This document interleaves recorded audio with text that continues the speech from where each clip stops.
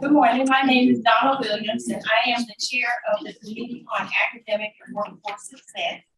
It is 10 minutes to 10, October 25th, 2023, and I'd like to call to order the meeting of the Committee on Academic and Workforce Success.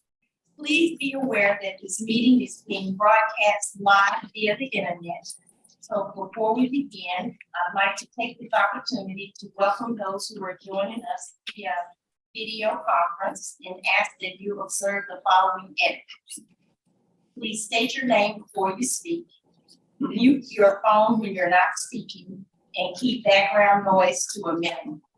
Members, when I call your name, please announce present.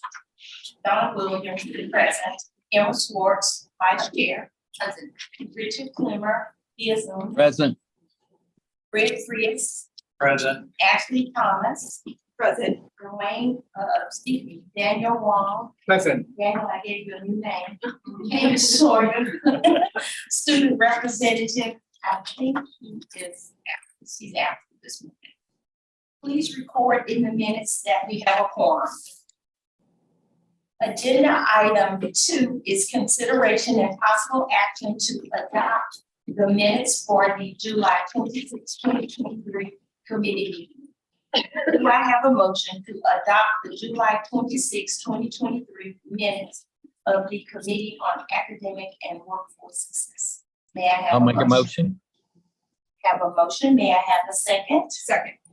Have a motion and I have a second. Any discussion? All in favor say aye. Aye. Any opposed? Motion passes. Agenda item 3 is public testimony on agenda items relating to the Committee on Academic and Workforce Success. We do not have anyone registered to testify, so we'll go to the next item. Agenda item 4 is consideration and possible action to adopt the consent calendar. The consent calendar includes non-controversial items that we think can be approved without comment or discussion. This allows us to save time for other items that need more of our attention. Highlighted items in gray are the consent items on the agenda. Of course, any board member can request that the agenda item be added or removed from the consent calendar. Agenda items listed on consent for this meeting are 5D, consideration and possible action to appoint members to the Advisory Council on Post-Secondary Education for persons with intellectual and developmental disabilities. 5J, consideration and possible action to adopt a report to the board on school closures and or teach outs pursuant to Board Rule 7.76. Agenda item 5K, consideration and possible action to adopt the Community College Transfer Student Report, General Appropriations Act, House Bill 1, Article 3, Section 45, Special Provisions 87, Texas Legislature Regular Session. Members, are there any items that anyone would like to add to the consent calendar? Are there any items, agenda items that anyone would like to remove from the consent calendar? Do I have a motion for approval of the consent calendar? So moved. Motion. Second. Have a second? Second by Richard Clemmer. Is there any discussion? All in favor say aye. Aye. Aye. Any opposed? Motion passes. Agenda item 5A is consideration and possible action to approve receipt of fiscal year 2024 Carl D. Perkins Community and Technical Colleges Consolidated Grant Mid-Year Reallocation Funds not to exceed $9.5 million. Dr. Tina Jackson, Assistant Commissioner for Workforce Education, will present this item and be available to answer questions. Good morning. Good morning, Madam Chair and board members. My name is Tina Jackson. I serve as Assistant Commissioner of Workforce Education. The Texas Administrative Code 1.16b requires that the Board of the Texas Higher Education Coordinating Board approve any agreement over $5 million, inclusive of all amendments. Today, you are being asked to approve the receipt of up to $9.5 million in career and technical education funds from the Texas Education Agency. You will recall that the Texas Education Agency is responsible for state administration of the Carl D. Perkins Career and Technical Education Perkins 5 funds. TEA allocated approximately $38 million in Perkins 5 consolidation funds to the coordinating board for the administration of the state's post-secondary Perkins 5 grant program for fiscal year 2024. The board approved receipt of the funds at its April 2023 board meeting. The Consolidated Funds Award supports the Formula Basic Grant Programs, non-traditional gender programs, career and technical education, and agency administration of the Perkins program. 85% of the allocation, or just over $32 million, supports our Formula Grant program. Each year, TEA reallocates surplus funds from the previous year's Perkins program. This reallocation amount is added to the coordinating board's current year Formula Grant program. This year, TEA will reallocate up to $9.5 million. This addition to the coordinating board's Formula Grant program will bring the total for fiscal year 2024 to an estimated $42 million. As a reminder, Formula Grant funds distributed to colleges must address the goals of the Perkins State Plan. And those goals are to provide career exploration and career development activities through an organized, systematic framework designed to aid students, to provide professional development for teachers, faculty, school leaders, administrators, specialized instructional support, personnel, career guidance, and academic counselors, and also paraprofessionals. To provide within career and technical education the skills necessary to pursue careers in high value, high wage, and high demand industries. To support integration of academic skills and career and technical education programs and programs of study. To plan and carry out elements that support the implementation of career and technical education programs and programs of study. And to develop and implement evaluations of activities carried out with funds awarded, including evaluations necessary to complete the comprehensive needs assessment. And this concludes my report. Thank you. Members, any questions for Dr. Jackson? Hearing none, do I have a motion to approve receipt of fiscal year 2024 Carl D. Perkins Community and Technical Colleges Consolidated Grant Mid-Year Reallocation Funds not to exceed $9.5 million? May I have a motion? Motion. I have a motion by Richard Coomer. May I have a second? I'll second. Seconded by Emma Schwartz. Any discussion? All in favor say aye. Aye. Any opposed? The motion passes. Agenda item 5B is consideration and possible action to adopt recommendations relating to the revisions of the principles of good practice for academic degrees and certificate programs and credit courses offered at Virginia. Dr. Michelle Taylor, Assistant Commissioner for the Division of Digital Learning, will present this item and be available to answer questions.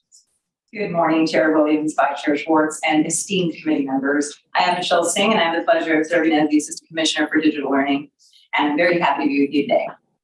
The Principles of Good Practice for Distance Education, or the PGP, were last revised in 2019. New rules in Texas Administrative Code adopted by the board at the April 2023 meeting, effective December 2023, require that the PGP be updated and presented to the board for adoption no less than every 3 years. This was recommended by our institutions to be responsive to the dynamic nature of the field of digital learning. The PGP provides guidance to the board, agency staff, and Texas institutions of higher education regarding established best practices for distance ed and is aligned with national quality standards to establish and maintain digital excellence in practice. The PGP serves as a holistic framework for digital learning considerations across the institutional ecosystem, including alignment to institutional mission, student support services, fiscal impact, adherence to federal standards, and of course, instructional support with a focus on faculty instruction. Institutions will assess distance education in accordance with the PGP on an ongoing basis as part of the institutional plans for distance education that are required by CAC. The Learning Technology Advisory Committee, LTAC, established a subcommittee of members and subject matter experts from across Texas institutions to update the PGP. Led by Dr. Robert Green from Lone Star College and Janet Camps from Del Mar College, the subcommittee, which represented 30 institutions from across the state, reviewed the new distance education definitions along with recognized standards from the Southern Association of Colleges and Schools Commission on Colleges, the Council of Regional Accrediting Commissions, CRAC, Quality Matters, and the Online Learning Consortium's Quality Scorecard to update the PGP with revisions. The subcommittee also added guidance from online SUNY Course Quality Review, an openly licensed course quality rubric created by the State University of New York Online. The LPAC subcommittee worked diligently over the summer in coordination with THECB staff to update the PGP to align to the newly approved definitions and approval processes for distance education and to map requirements to the aforementioned national standards. The PGP was presented to the full LPAC during its August 2023 quarterly meeting. LPAC voted unanimously to approve its recommendation to the board. The revised PGP and executive summary were provided in your board materials. The staff recommendation is for approval, and I'm available to answer any questions. Thank you. Any questions?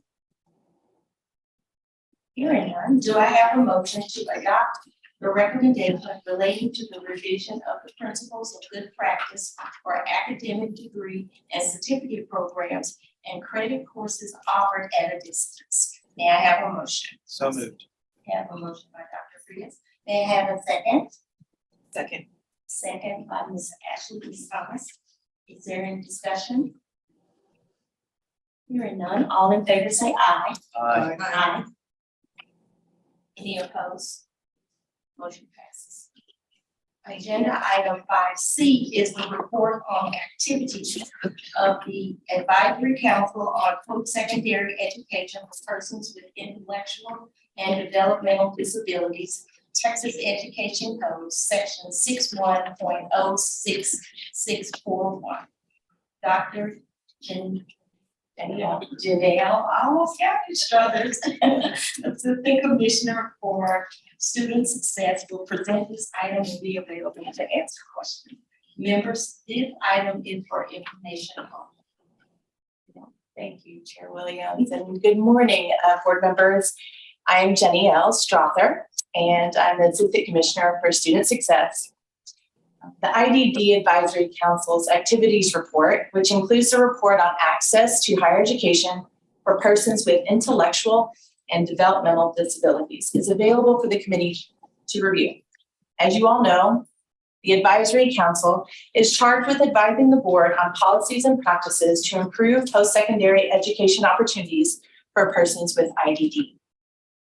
The report was prepared and submitted by members of the Advisory Council in late 2022. The purpose of the report is to help remove barriers that prevent individuals with IDD from reaching their economic, social, and educational goals. Students with IDD who attend post-secondary education are prepared to enter the workforce and talent pool to meet the needs of businesses in Texas and contribute to statewide economic growth. This report describes their issues and barriers to accessing a higher education and provides recommendations for changes to support higher education success and achievement. The coordinating board works with the Advisory Council and other stakeholder organizations to improve access to a higher education with individuals with IDD based on the findings of this report. This concludes my remarks, and I'm available for questions. Any questions? No, I have a comment though. Are there student organizations that work on this program around the state? Are you aware of that? I'm sure, but I can get back to you on an exact count, but I'm sure. I'm curious, and I thank the advisory committee for all the hard work that they do with these students, because I think it's really important, obviously, not only with disabilities, but mental health issues that we have going on in higher education today. So please send our thanks to the advisory council on this. Thank you. Yes, sir. Thank you very much. Anyone else? Thank you. Agenda items 5D, this item was approved on consent. Agenda item 5E is the report on activities of the Applied Texas Advisory Committee. The committee co-chairs Dr. Andy Bimlock, Vice President, Division of Enrollment Management, Texas A&M University, Corpus Christi. I think he's joining us via Zoom. And Jennifer Beal, Associate Vice Chancellor of Enrollment Management, North Central Texas College, will provide a summary of on committee activities and be available to answer questions.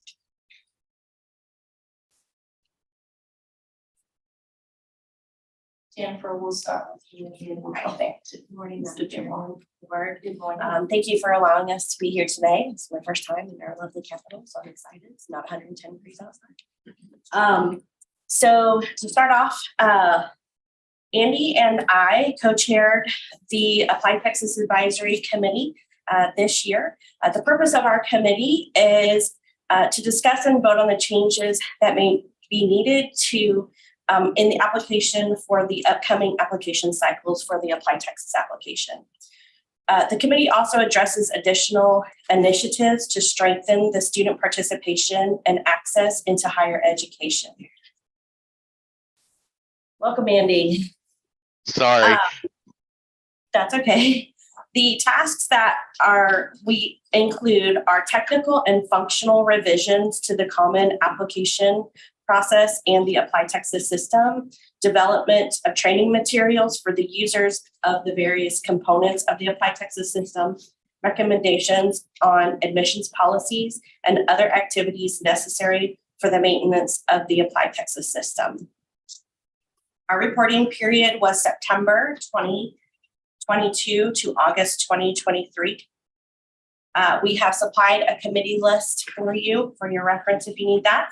Our committee met 3 times on November 2nd, 2022, February 2nd, 2023, and June 14th, 2023. The committee cost for the fiscal year of 2023 was estimated at $5,100 for the fiscal year.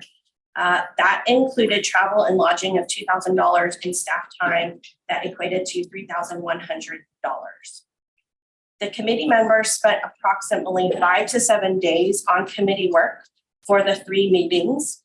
The staff members averaged approximately 10 to 12 days to prepare, attend, and develop the minutes for each of these meetings. At this time, we do not have any recommendations for the board. So what have we been doing? That's what you want to know, right? Okay. So we have embarked on a huge process, a huge solution of coming up with the new Applied Texas application. So in April of 2021, the Texas Higher Education Coordinating Board received board approval to solicit a new solution for the management of Applied Texas. This was in preparation for the end of the coordinating board's contract with our current vendor, UT Austin, which was set to expire August 31st, 2023. A request for offers was posted on September 26th, 2022, and the deadline to submit proposals was October 26th, 2022. So a new vendor was selected and awarded in January of 2023, and we're excited that by July 1st, 2024, a new and enhanced Applied Texas application for the 2024-2025 school year will open on this new platform.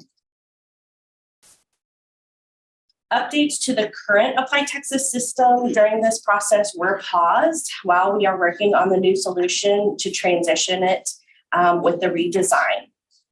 The redesign of Applied Texas came from the ATAC and other stakeholder feedback and is being guided with the focus of improving the student, user, the counselor, and the institution's experience with a major focus on the student experience. The THECB and vendors work with the ATAC to seek their feedback on recommended changes to the Applied Texas system. So our strategic planning subcommittee, which is led by Miguel Walowski. The purpose of that subcommittee is to discuss, plan, and implement long-term strategic changes to the Applied Texas application. On May 30th, 2023, this subcommittee members, which represent 2-year and 4-year institutions, participated in a work session to review and provide feedback on the proposed redesign of the Applied Texas application, which included the profile, the application types, and school required questions and essays.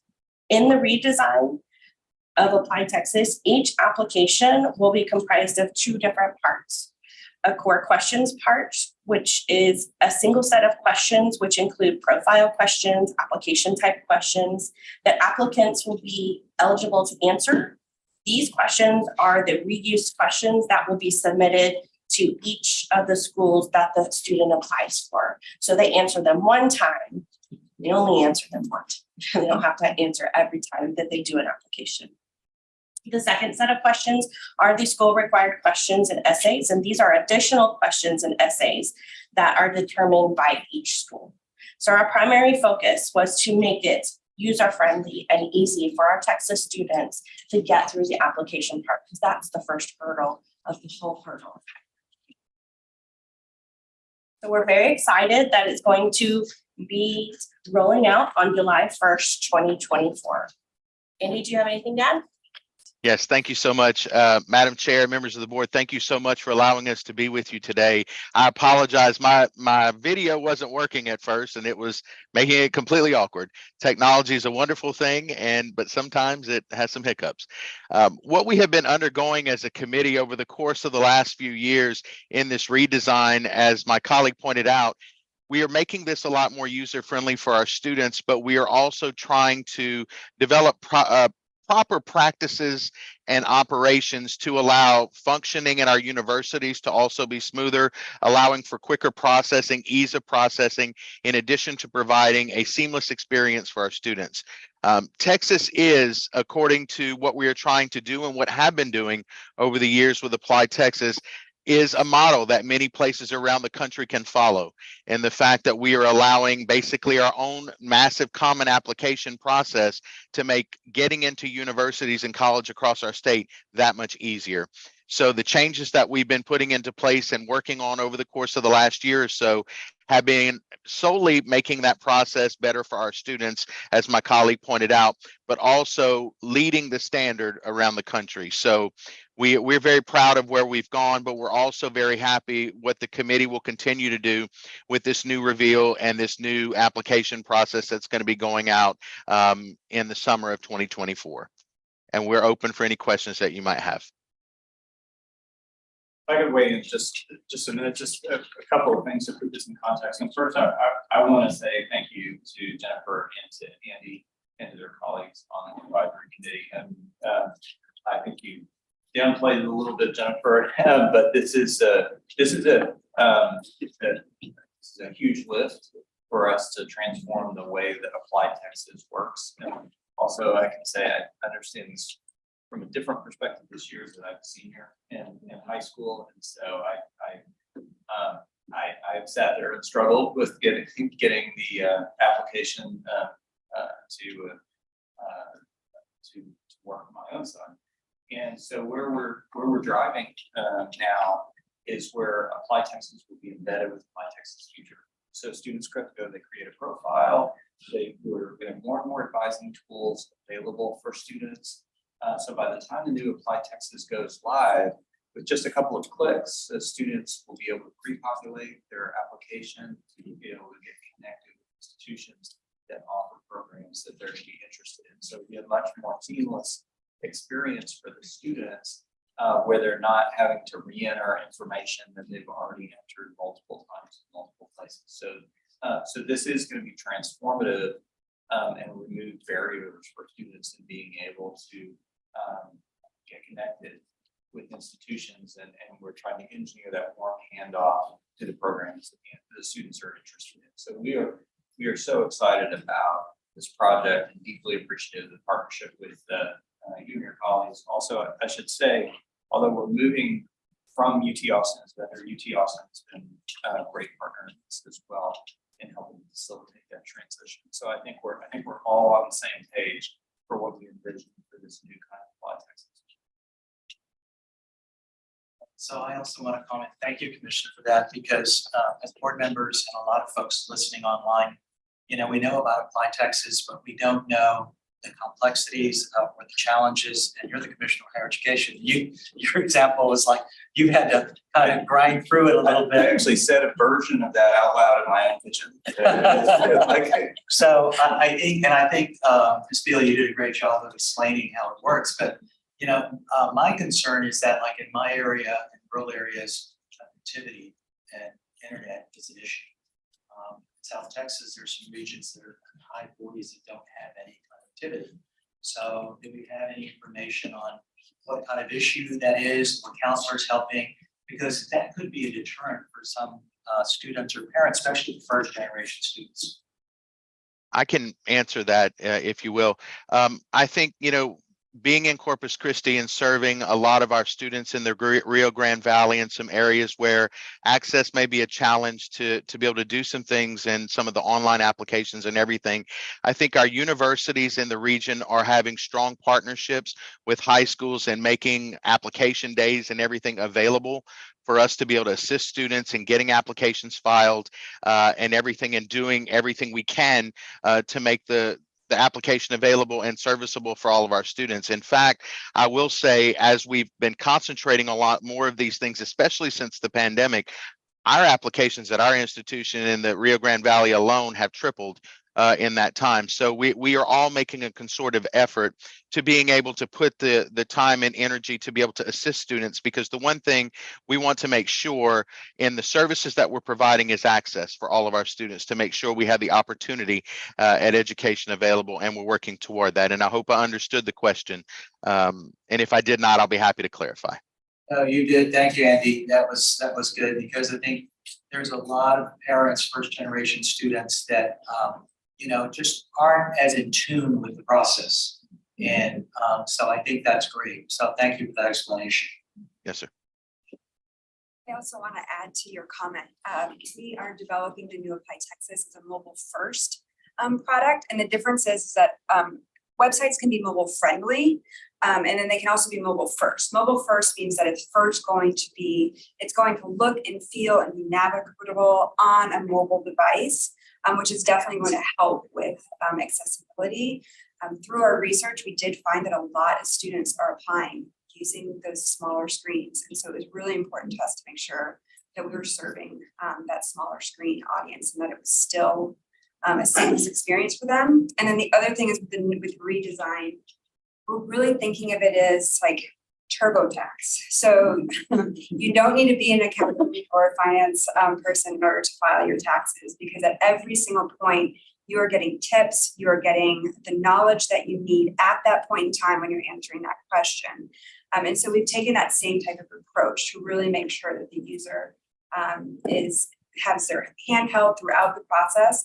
And then we've also just made it so that those questions that typically in the past would need help, let's just reword them so that they don't need help. And so we're working through it in all those different ways. Right, and finances could also be a question. So is there a fee to apply for each individual university or college, or is there just one fee as many universities? And are you seeing people applying to a lot more schools or just selected schools? I think, right. I'm sorry, you can go ahead. Okay, it is up to the institution if they charge a fee. Every institution has the ability to decide what their fee is and how much, if they are going to charge. Historically, the fees are usually only connected to university applications and not the community college applications. The community college applications are usually a no fee application.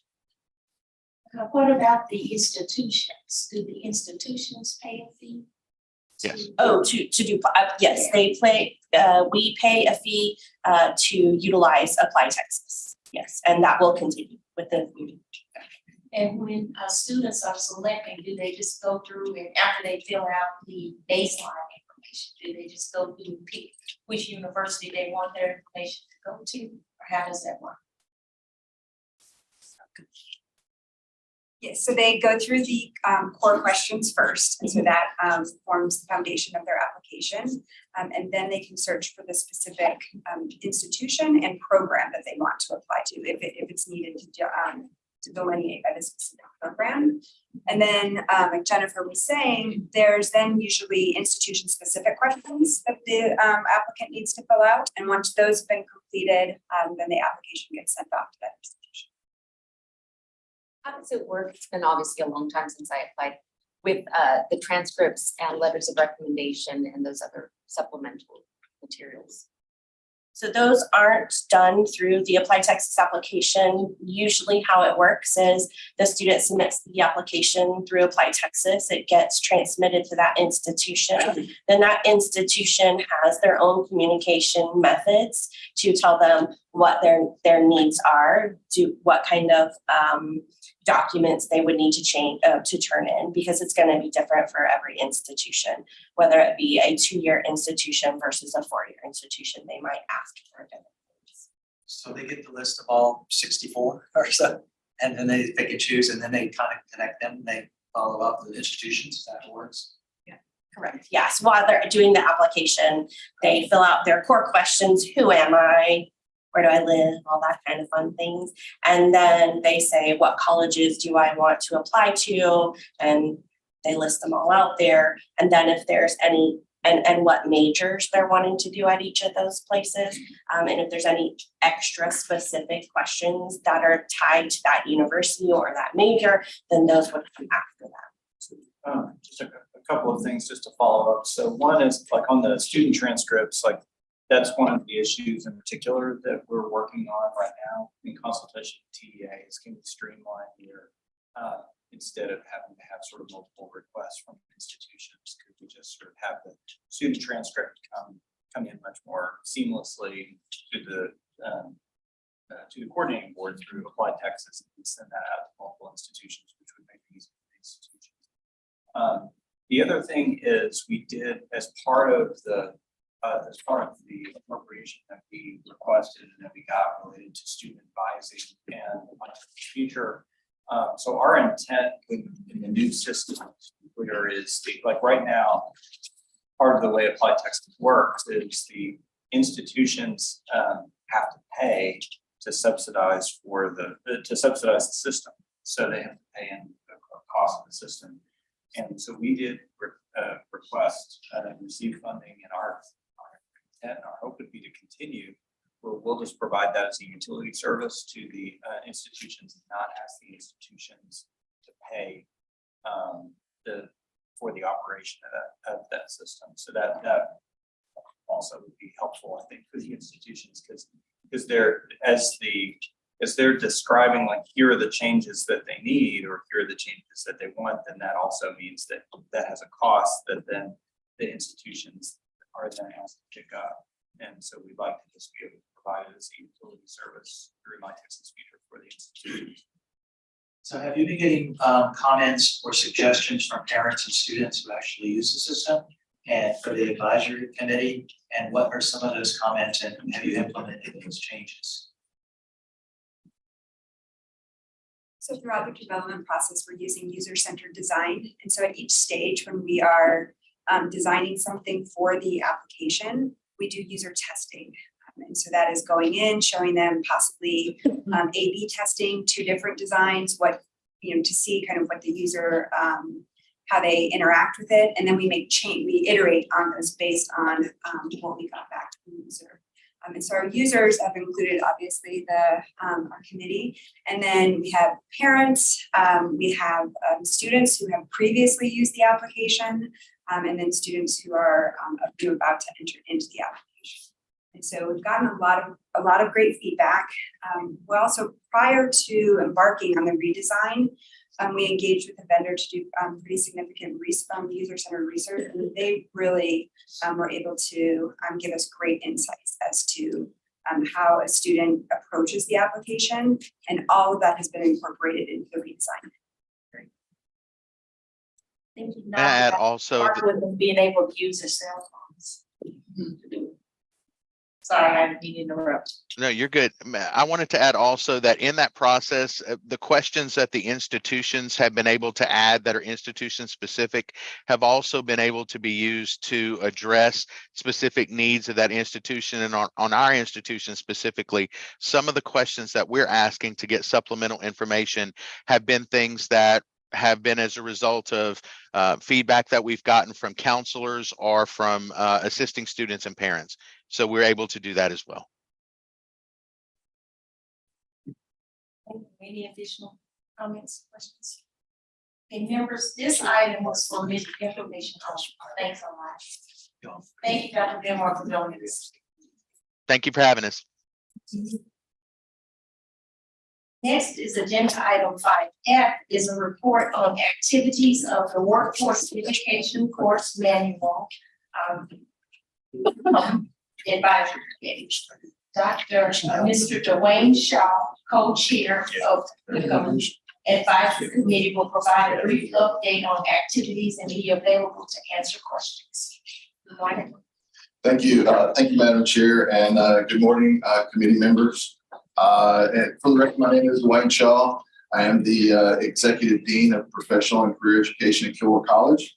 And as many of you may recall, the WECM Advisory Committee was created in 2017 to provide advice to the board regarding content, structure, and currency, as well as maintenance to the Workforce Education Course Manual and its courses. In practice, this means identifying potential new WECM courses, ensuring that the course content is reviewed and revised as necessary, considering related courses for sequence and alignment, and assisting in identifying new programs of study and identifying any obsolete courses. With the assistance of the WECM Renovation Grant, which was a Carl Perkins funded leadership grant, the advisory committee held 11 course review workshops during this period. These workshops were facilitated by the WECM Advisory Committee and consisted of subject matter experts from the field who were invited to review the WECM courses, recommend additional new courses, and also recommend any closure of courses. The total in the workshops, the workshop participated in reviewing 419 local need and special topics courses and determined the need for new WECM courses and recommended 11 of those to the board for approval, which should be included in your board information, those 11 courses. The workshop participants also reviewed 907 WECM courses, recommending changes to 550 of those courses and recommending 15 courses to be archived. The advisory committee held 5 hybrid meetings, 3 in fiscal year 22 and 2 in fiscal year 23, where they considered recommendations made by a special topics and local needs course review team regarding the review of those courses. The WECM comment review team, which was in regard to responses from public comment, a WECM renovation project steering committee regarding the scheduling of the courses for the review workshops, and the WECM protocol review team regarding updates to the structure and function of the subject matter expert team and the course review workshops, and the course review team regarding the revision of the current WECM courses. The advisory committee also received updates from the coordinating board staff regarding Perkins and Texas working off campus, reinforcing knowledge and skills and internship programs. And that is the end of my report. If you have any questions. I have a question or comment. Thank you for the advisory, because that's a lot of hours, a lot of important work for this, for that committee. Did you say you're from Kilgore College? Yes, sir. Okay, so one of my college doctor friends went to Kilgore. He was a fan. Of course, Kilgore Ranger Reds are very popular. They Tell are us a little bit about Kilgore. We don't get representatives from Kilgore. Well, you're absolutely correct, that we are known, worldwide for the Rangerettes, of course. But also, some of the discussions today have been phenomenal. I'm listening to, Dr. Keller and some of the mentions of changing in House Bill 8 and the workforce programs and things that are going on there. I agree with what Dr. Keller mentioned. We, as community colleges in rural East Texas, looking at those workforce programs and moving that moving forward. My title that you may have noticed had changed because we are moving to that professional and career education, moving away from the term of non-credit. So that's a soapbox piece for me. It's continuing education, it's career education. We really don't like to use the term non-credit. It's a negative kind of connotation to what you're taking in classes. So we're trying to get away from those types of things. But we are looking forward to House Bill 8, to the outcomes funding, and adjusting and aligning some of the things for those short course certificates, and getting in alignment with helping to build a stronger workforce for the state of Texas. So that's kind of what we're doing, Kobe. Yeah, just also to build on that, and Gwen, I want to say thanks for your help with this and on multiple fronts. So I'm one of the folks who's helped us with a few projects at the coordinating board. We really do appreciate it.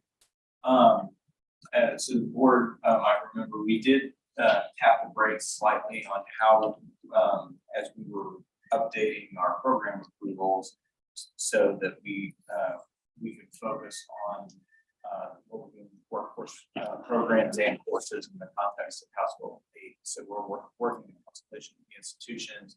The rector has got a point on this effort as we're thinking about sort of what should the welcome look like, what should the approval process look like, can we streamline some of this work and have it better aligned with the intent for House Bill 8.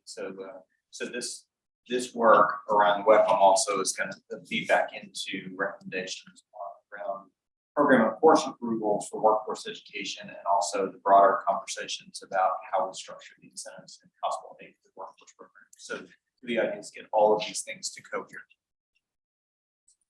Speaking of the band, I don't know, Mr. Shaw, Mr. Keller was the band in Notre Dame. Actually, the band got Any additional comments or questions? Members, this item was for information only. Mr. Shaw, thank you for being here. Thank you. Next is agenda item 5G, is consideration of board delegation to the commissioner for approval of the report required by General Appropriations Act, Senate Bill 1, Article 3, Section 4787, Texas Legislature, related to the effectiveness of the Advised Texas program. Laura Brenham, Assistant Commissioner for College and Career Advising, will present this item to be available to answer questions. Or Ms. Molly will do it. I'm Laura Spencer, she can't be here today. Hello again. So the coordinating board staff is requesting board delegation to the commissioner for approval of the report to the governor and legislative budget board in response to Rider 47 on the 87th Texas Legislature regular session, which requires the coordinating board to evaluate the effectiveness of the Advised Texas program. So as a reminder, the Advised Texas program is a partnership with the College Advising Board, and Advised Texas places recent university graduates on high school campuses as near peer college advisors. Currently, we are under contract with Texas A&M, Texas Christian University, the University of Texas at Austin, and Trinity, and they hire a total of 153 near peer college advisors, and they serve 110 high schools. Each chapter is responsible for recruiting, hiring, and training its own graduates to serve as advisors in the selected partner high schools.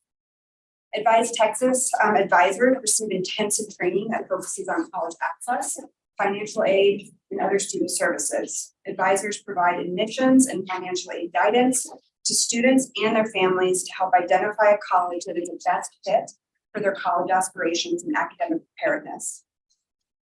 In response to Rider 47, the coordinating board, in coordination with college advising, has worked with Dr.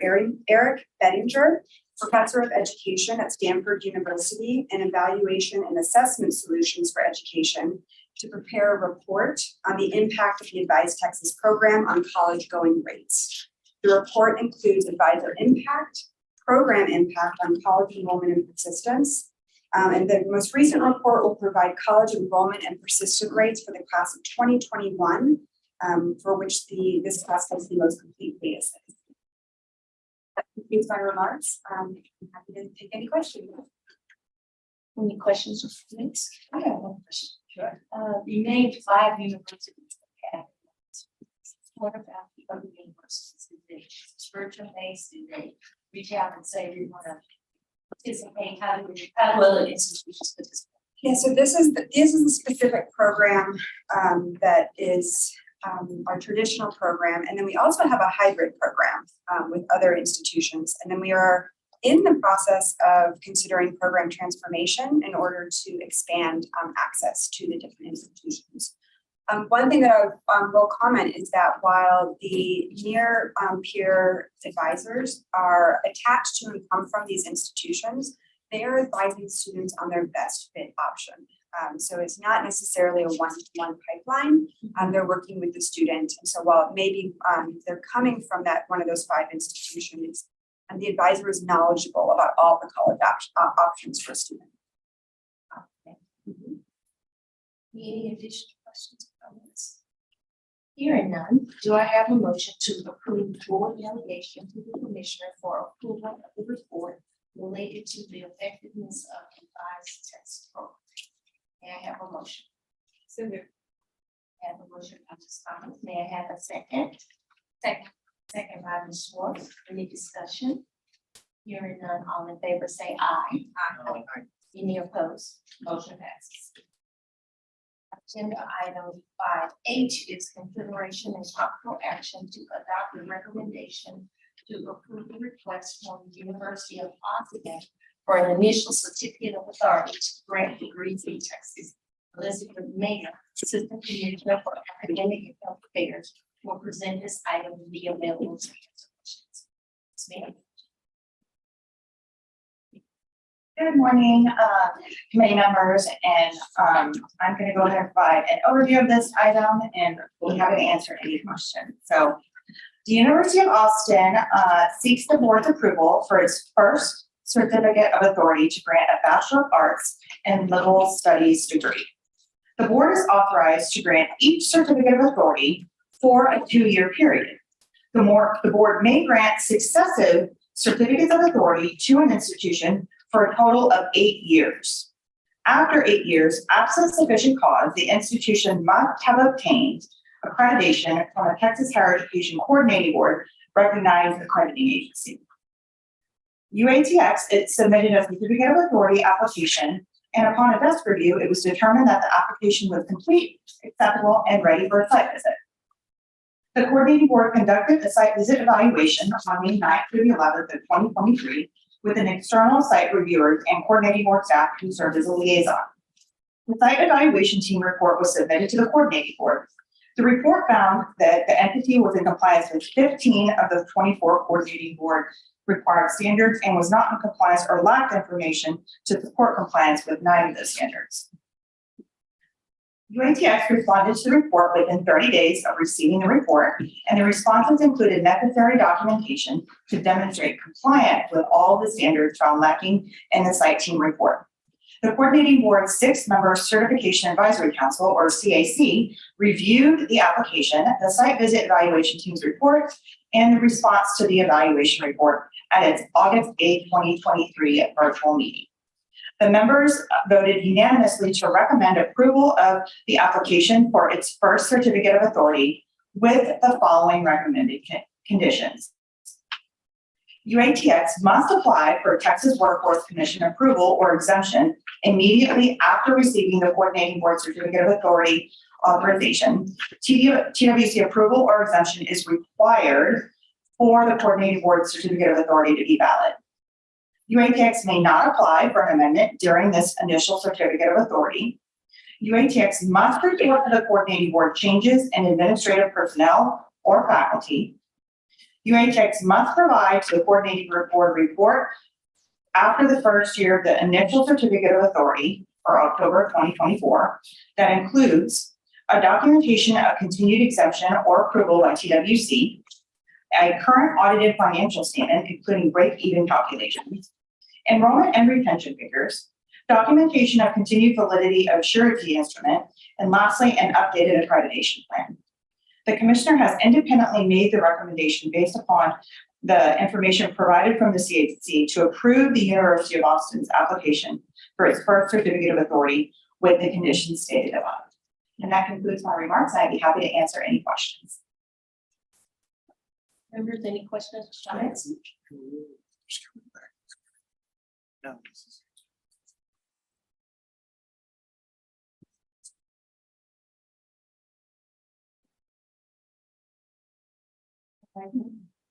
No hearing, no other questions or comments. Do I have a motion to approve the request from the University of Austin for an initial certificate of authority to grant degrees in Texas? May I have a motion?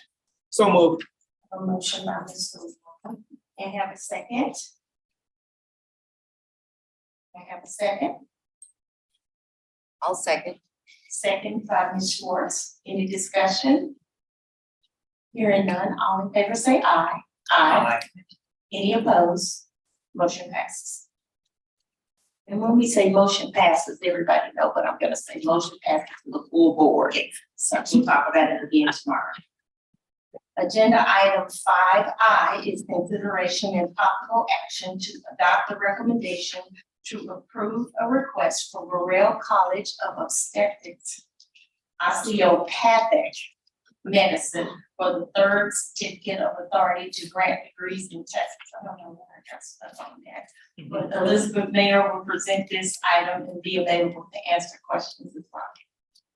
Burrell College of Osteopathic Medicine in Las Cruces, New Mexico seeks approval for a certificate of authority to coordinate clinical clerkship rotations in Texas for third and fourth year medical students through its regional education center in El Paso. The certificate of authority would be Burrell's third certificate of authority, valid from October 23 to October 25. Burrell submitted its third certificate of authority, completed a desk review, and it was determined that the application was complete, acceptable, and ready for a site visit. The coordinating board conducted a site visit evaluation at Burrell on June 6th through the 8th of 2023 with external site reviewers and coordinating board staff who served as a liaison. The site evaluation team report was submitted to the coordinating board. The report found that at the time of the visit, Burrell was in compliance with all coordinating board required standards. Burrell's June 19, 2023 response confirmed receipt of the report and then thanked the site visit team for their work. On June 22nd, 2023, Burrell was granted the status of candidacy by the Higher Learning Commission, an institutional accreditor.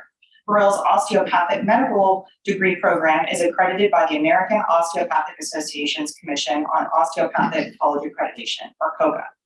The coordinating board's 6-member certification advisory committee, or CAC, reviewed Burrell's application evaluation team's report and the response to the evaluation report at its August 8, 2023 virtual meeting.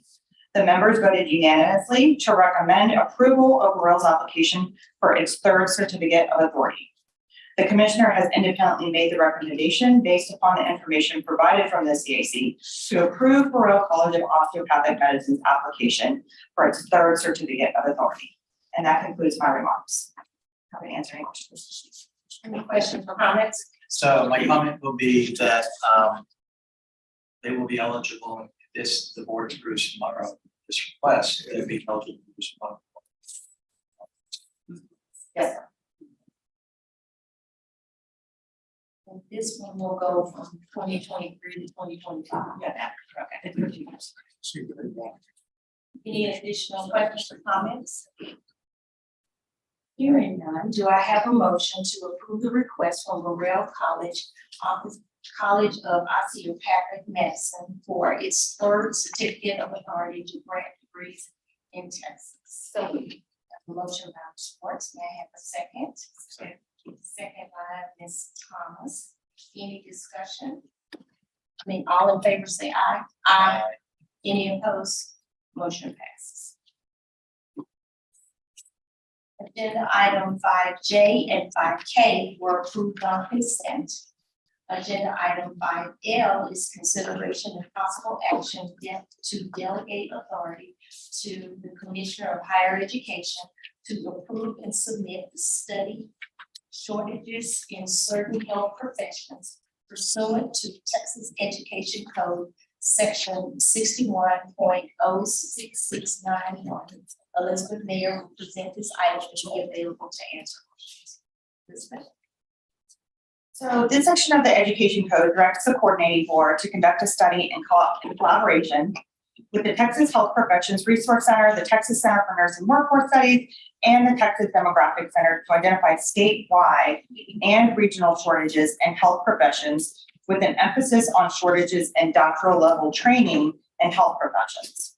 So the programs that are being reviewed and analyzed are medicine, dentistry, nursing, physical therapy, occupational therapy, audiology, psychology, pharmacy, public health, and speech pathology.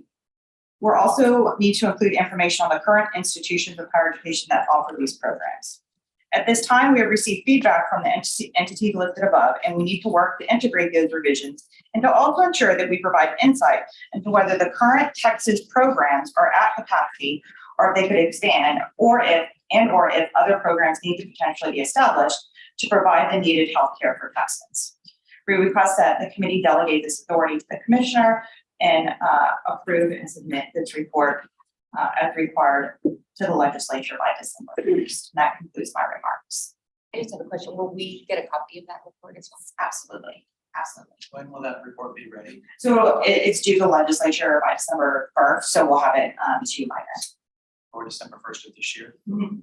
Okay, so how did they determine which health professions to look at? That was in the legislation. It was clearly defined. I'm not sure. What about other professions in health that are not in? That's, this legislature decided that. Yes, I'm not sure. Is there information that can be on other health professions that are not on the list obtained or data? I can look into that. And if you have any specifically in mind, you'd like me to look at, I'm happy to. I'm just curious how the process works. Yeah, so the 10 that were listed were actually the 10 that the legislature decided. Thank you. Do we know now that what are some of the reasons why we still have a shortage in those professionals? Is this because of people generally not graduate or nobody going to the? I think it's complicated. It's all of them. It's all of them. I think it depends on the kind of discipline it is. You know, medicine has, you need your residency positions. You also need to make sure for all of these professions, you have enough clinical sites typically. So like nursing, that is typically a friction point. So we want to really look at and see, are the actual institutional programs at capacity? Are they able to grow? Do we need to consider new programs at different institutions? So I think for each of those professions, it depends. And, you know, like with nursing, one of the challenges is there aren't enough faculty. So people can make more in the profession as opposed to being a faculty member. And so we just have to have those consider all of those things. And so like with speech pathology and audiology, that's something that we need to look at and see if the challenges that exist for like medicine or nursing, if they're the same or if they're different. Is the report going to provide some sort of remedial measure to help to address those problems? Or? So part of the legislation requires us to provide some policy recommendations and also looking at the shortages in the state overall and by region. Additional questions or comments? Can I ask one more? Will the study of the shortages break down based on demographics and as far as the different citizen groups that are? We can look into that, looking at population, yes, we can go ahead and look at that.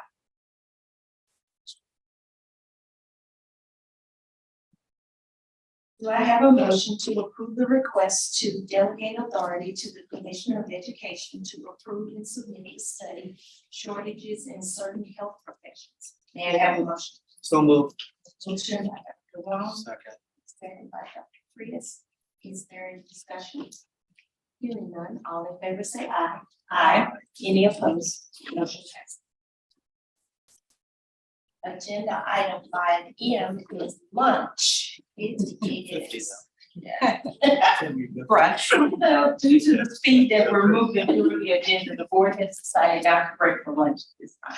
We'll move forward to the next agenda item, and that is agenda item 5E. Are the requests for new degree programs. Members, representatives from each institution will be available to answer questions tomorrow at tomorrow's quarterly board meeting. Removing the requirement for them to attend both the committee and the board meeting will reduce their travel time and costs for the institutions. Agenda item 5.1 is consideration and possible action to approve the request from Alamo District Northwest Vista for a Bachelor's of Applied Technology of BAT in Cloud Computing. Elizabeth Mayer will present these items in the event. Please. Alamo District Northwest Vista College is seeking approval to offer a Bachelor of Applied Technology or a BAT degree program in cloud computing that would begin in the fall of 2024. The proposed program would be offered face-to-face and online. Though there are many programs in related fields, the proposed program would be the first baccalaureate degree program in Texas with a focus on cloud computing.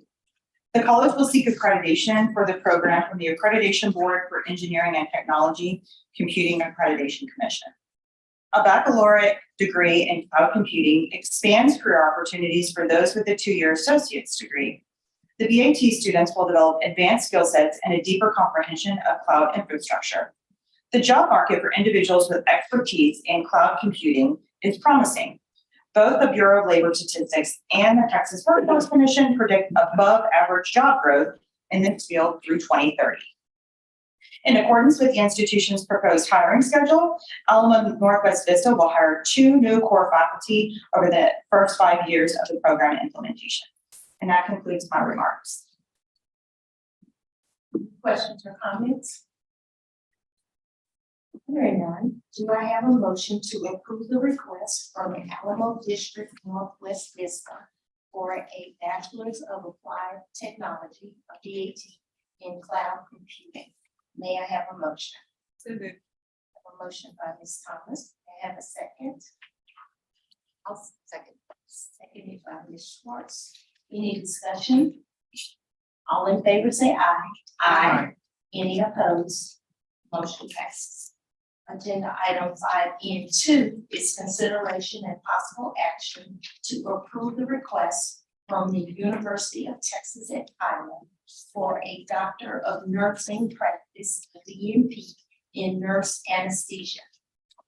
Elizabeth Mayer will present this item and be available to answer questions.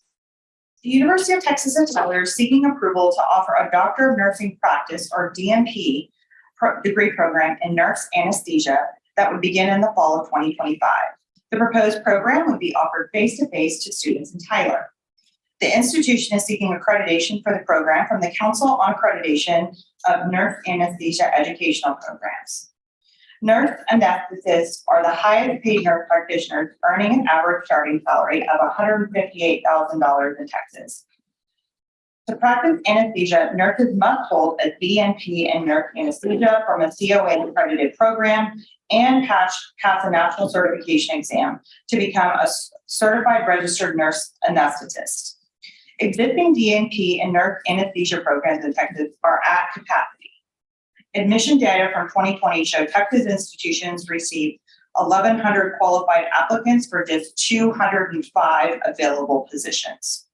The job outlook for CRNAs is positive. The Bureau of Labor Statistics and the Texas Workforce Commission predict an above average growth for the CRNA position through 2030. In accordance with the institution's proposed hiring schedule, UT Tyler will hire 3 new core faculty over the first 5 years of the program implementation. And that concludes my remarks. Questions or comments? Hearing none, do I have a motion to approve the request from the University of Texas at Tyler for a Doctor of Nursing Practice, DNP in nurse anesthesia? So moved. Have a motion, Ms. Schwartz. May I have a second? Second. Second by Dr. Prius. Any discussion? All in favor say aye. Aye. Any opposed? Motion passes. Agenda item 5N3 is consideration and possible action to approve the request from the University of Texas Health Science Center in San Antonio for a Doctor of Nursing Practice, a DNP, in nurse anesthesia. Elizabeth. The University of Texas Health Science Center San Antonio is seeking approval to offer a Doctor of Nursing Practice degree program in nurse anesthesia that would begin in the fall of 2024. The proposed program would be offered face-to-face to students in San Antonio. The institution is seeking accreditation for the program from the Council on Accreditation of Nurse Anesthesia Educational Programs. In the previous proposal, you offered information regarding the labor market information, and which indicates a high demand for this field. In accordance with the institution's proposed hiring schedule, UT Health Science Center San Antonio will hire an assistant director and 2 additional CRNA faculty prior to the fall start of the program. And that concludes my remarks. Comments? Just have a comment, since we have back-to-back. Yes. And a year start dates, obviously it depends on faculty and financials. Was there any other reason that you could see why there's a delay? Probably the faculty piece is fine, and also making sure they want to make sure they have probably a full class. The other thing I mentioned, I think this is the first time in a long time we haven't had an engineering program. I know. Here's play. A lot of health professions today. Any additional comments?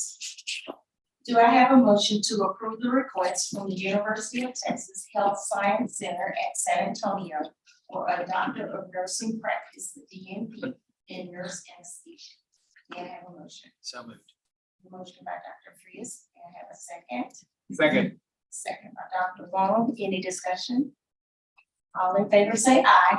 Aye. Any opposed? Motion passes. Agenda item 5N4 is consideration and possible action to approve the request from the University of Texas Southwestern Medical Center for a Doctor of Philosophy, a PhD, with a major in public health. Elizabeth Mary. University of Texas Southwestern Medical Center is seeking approval to offer a Doctor of Philosophy degree program in public health that would begin in the fall of 2024. The proposed program would be offered in person to students in Dallas. In March of 2022, the Peter O'Donnell Jr. Foundation gifted the institution with $100 million to both endow and provide current use funds for the O'Donnell School of Public Health. 2 initial areas of concentration for the proposed program will be health data sciences and health economics and policy. These specific foci are proposed due to existence of few research-intensive PhD programs in the UT Southwestern area.